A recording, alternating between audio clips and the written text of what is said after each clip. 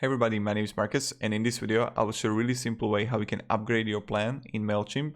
So let's start. The first thing you want to do is just go to left down corner to your account, and right here you're gonna see upgrade now. So let's click on it.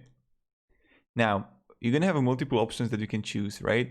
So you can have the free with 2000 contact maximum, then essential or standard or premium. It's really up to you. Now, when you're gonna increase the contacts, also the payment is going to, increase.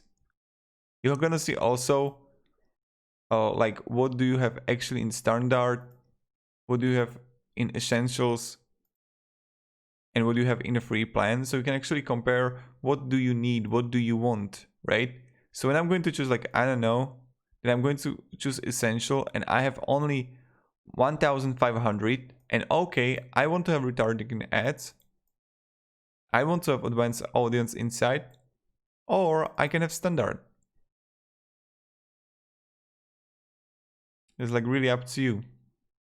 And of course in premium you got everything, unlimited seats, enroll, phone support, right? So I would choose this one. I would just click here upgrade, then I would just continue, billing address